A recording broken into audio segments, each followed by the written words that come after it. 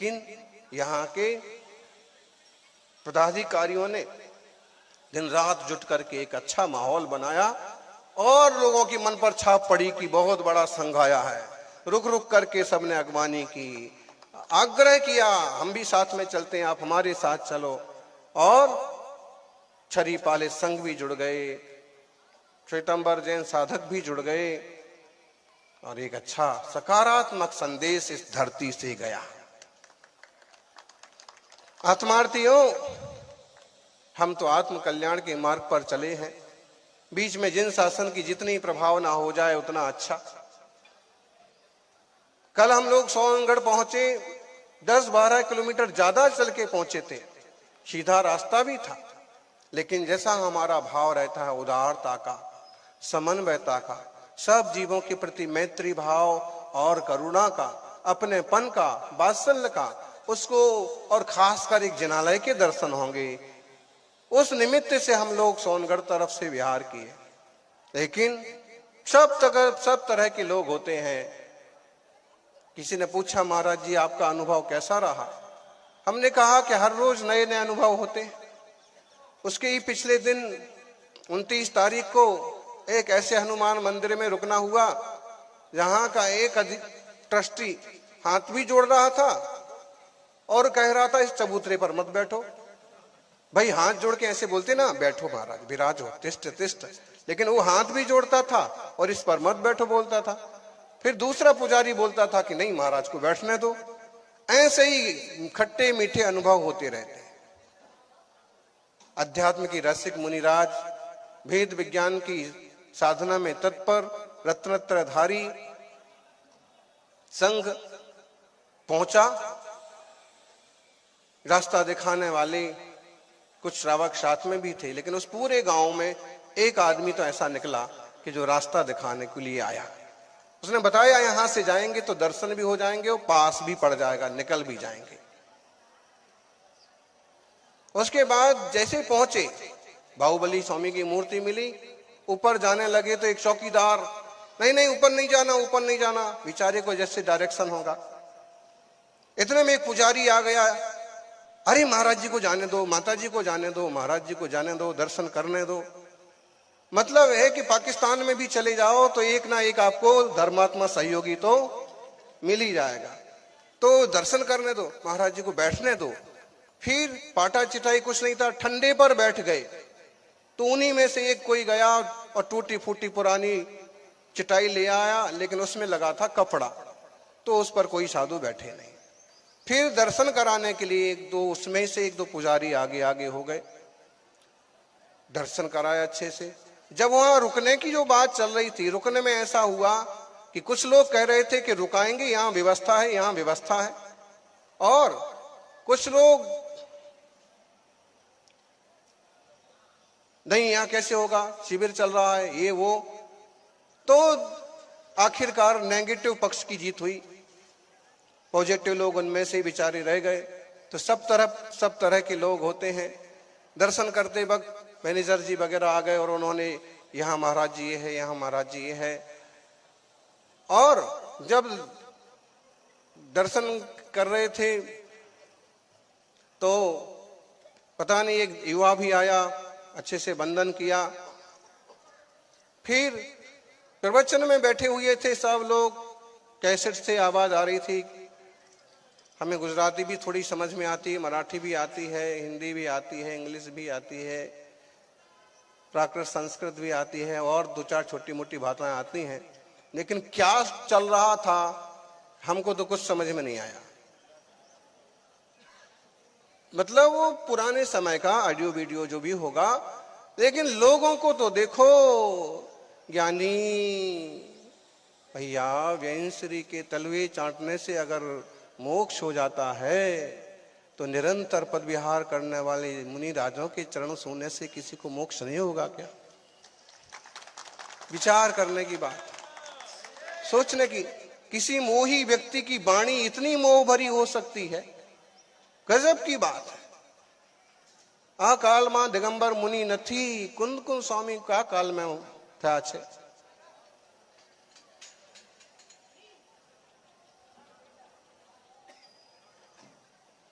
अमृतचंद स्वामी क्या काल में थे आज कुमार भाई समझाणु ये स्थिति है। कुछ लोगों ने बड़े अच्छे से महाराज जी को दर्शन करने दो, मतलब है सब तरह के लोग होते हैं। कम से कम स्वामी जी ने इनको सब कुछ सिखाया, थोड़ा सा उपचार थोड़ा सा व्यवहार भी सिखा देते तो कम से कम साग भाजी वाले भी, राह चलते झाड़ू लगाने वाले भी जिनके हाथ जुड़ जाते हैं, ये पढ़े लिखे अध्यात्मी ऐसे जीव कितना अहित हो रहा है जीवों का, धर्म के नाम पर कैसे ठगे जा रहे हैं। अध्यात्म बहुत जरूरी है। बिना तत्व ज्ञान के, बिना निश्चय ज्ञान के, बिना आत्मानुभूति के जीव का कल्याण नहीं होता। और हम तो कहते हैं आत्मानुभूति के बिना, जो शास्त्र कहते वही हम कहते हैं, आत्मानुभूति के बिना साक्षात मोक्ष मार्ग का प्रारंभ भी नहीं होता है। तो भैया समय सार केवल सुनने वाले, केवल जीभ से बोलने वालों को तो अनुभव हो गया, और ये जी रहे हैं ये मुनिराजों का क्या। इतना दिगंबर मुद्रा का अवर्णवाद, जिनवाणी का ऐसा अवर्णवाद, ऐसा अपमान। कुंद देव कह रहे हैं पंचम काल के आखिरी समय तक मुनिराज होंगे। ये सब उसको झुटलाने पर क्यों तुले हुए हैं। फिर कहते हैं भैया बाजार में खोटा सिक्का है तो हम कैसे ले लें। अरे भाई बाजार में निकलो, अगर बाजार में खोटे सिक्के हैं तो अच्छे सिक्के भी जरूर मिलेंगे। अगर सिक्के मार्केट में हैं तो अच्छे भी, बुरे हैं तो अच्छे भी होंगे। क्यों जनता को ठग रहे हैं, क्यों मार्ग को भ्रष्ट कर रहे हैं। इतने घने 400 किलोमीटर की यात्रा के बाद, और हम घोघा से माने तो 50 किलोमीटर की यात्रा के बाद एक तो जिनालय मिला, और वहां पर ऐसे लोग मिले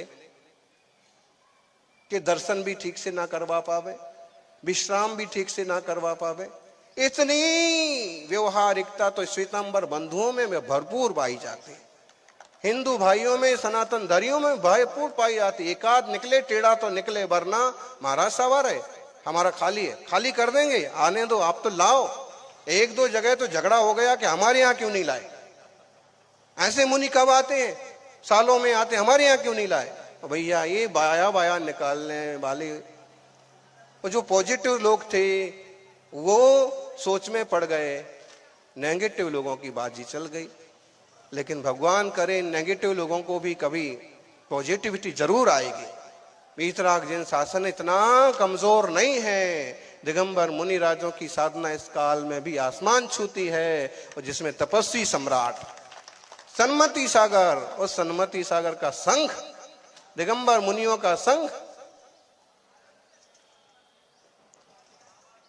हमारा आग्रह इतना ही है कि भाई मुनि विरोधी बनने का ठप्पा ना लगावें अपने ऊपर ना औरों के ऊपर। मुनिराज तो चाहिए, हम तो मुनिराजों के दासानुदास हैं। ये बात क्यों भूल जाते हो उन्हीं स्वामी जी की। खोज करो अब कि कहाँ है मुनिराज कि हम उनके दास बन जाएं। मूलाचार के अनुसार साधना कर रहे हैं, समय सार का आत्मानुभूति का जीवन जी रहे हैं, फिर नकारने का कोई औचित्य नहीं है। साल का सेकंड लास्ट दिन 30 तारीख कल की, इसी तरह का थोड़ा सा विकल्प हुआ कि कितने सारे जीवों का अहित हो रहा है। ऐसे 500-700 लोग बैठे हैं, लेकिन मुनिराज निकला, खड़े होने की भी हिम्मत नहीं पड़ी। भैया किसने पाठ सिखा दिया ऐसा। कोई थोड़ा सा वात्सल्य भाव होता है, एक पुलिस वाला भी आ जाता तो भी खड़े हो जाते कि अच्छा आइए साहब, आइए साहब हैं। कोई सेठ जी टाइप के आ जाएं, कोई ब्रह्मचारी टाइप के आ जाएं, उनमें ही आ जाएं, आइए आइए। फिर ये मुनिराजों ने क्या बिगाड़ा है। जानबूझ करके अगर अपमान करना है तो इसका तो कोई इलाज नहीं है। लेकिन इस आसाधना का फल क्या होगा, इन भावों का फल क्या होगा। हमारा योग भारल जी से भी बना, अनेक मुमुक्षु बंधुओं से बना, सुमति प्रकाश जी से बना, लेकिन बड़े अच्छे परिणाम, सुलझे हुए विचार उनके नजर में आ गया कि हाँ संघ की साधना निर्दोष है, तो उपचार विनय तो कभी चूके नहीं। अब इनको उपचार विनय सिखाने वाला भी कोई नहीं मिला। इनके गुरु कौन? ठीक है, स्वामी जी मार्गदर्शक हैं, तत्व ज्ञान कराया, समय सार जी दिखाया, अच्छी बात है, लेकिन गुरु कौन? दिगंबर जैन शासन में सबस्त्रों को तो गुरु माना नहीं है। गुरु दिगंबर मुनिराज है। शास्त्र, समय सार, मूलाचार, रत्नकर्ण, श्रावकाचार आदि ग्रंथ हैं। बीतरागी जिन देव देव हैं।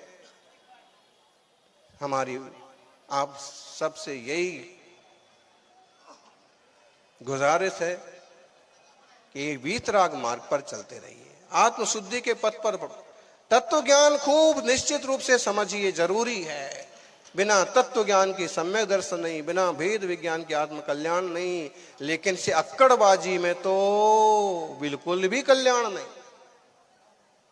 एक सादा राह चलता राहगीर और उसने तपस्वी के देख के हाथ जोड़ लिए, इतनी भद्रता तो उसमें है, इतनी नम्रता तो है।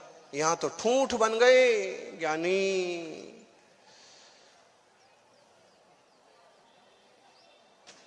झुकता वही है जिसमें कुछ जान होती है, ज्ञान होता है। झुकता वही है जिसमें कुछ जान होती है। अक्कड़पन तो खास मुर्दे की पहचान होती है। इस महामंगलकारी जिन शासन को समझें। आज हम ईस्वी संवत के हिसाब से देखें तो 31 दिसंबर साल का आखिरी दिन, और आखिरी दिन इस महामंगलकारी सिद्ध चित्त पर अपन सब इकट्ठे हुए। और ऐसा यहाँ यह क्या भक्ति संध्या का कार्यक्रम। और अब देखिए आगे आगे क्या होता है। 1 तारीख को महान तीर्थंकर शांतिनाथ की पहाड़ पर 5 पांडव मुनिराजों के साथ वंदना। 3 पांडव मुनिराज मोक्ष पधारे, यहां से हजारों मुनि मोक्ष पधारे। 2 यहां से ही सर्वार सिद्धि पधारे। द्रविड़ राजा वगैरह यहां से मोक्ष पधारे। इसकी तो क्या महिमा है। और श्वेतांबर बंधुओं ने तो इसकी बड़ी महिमा मंडित किया है। हम भी इसकी महिमा कम ना समझें। इसके बाद गिरनार जी, और गिरनार जी में कुमार भाई और गांव पूरे समाज के लोग सुन लो, किस ढंग से संघ की प्रभावना हो, कैसे मालूम पड़े। फर्स्ट इंप्रेशन, ताकि लोगों को भी लगे कि वीतरागी निर्गंथ मुनियों का कोई संघ आया है। संक्रांति पर कुछ ना कुछ विशेष संक्रांति होना चाहिए, परिवर्तन होना चाहिए, हवा बदलना चाहिए। हमारी सबकी दिशा भी मोक्ष मार्ग की हो, दशा भी निर्गंथता की हो, यही मंगल भावना। आज दोपहर को फिर अपन 3 बजे बैठेंगे। 2:30 बजे से स्वाध्याय, 3:30 बजे से प्रवचन, उसका भी लाभ लें। सोनो मंगल थाओ, सोनो कल्याण थाओ। संसार में कोई भी मेरा शत्रु नहीं है, लेकिन भोले भोले जीवों को कैसे ठगा जाता है, मन विचलित हो जाता है। सन्मार्ग दिखाएं, सन्मार्ग सिखाएं, कल्याण के पथ पर चलें, कल्याण के मत पर चलाएं। जय बोलिए। शत्रुंजय तीर्थ से मोक्ष पधारे भीम, अर्जुन, युधिष्ठिर महामुनिराज की, पांडव मुनिराजों की,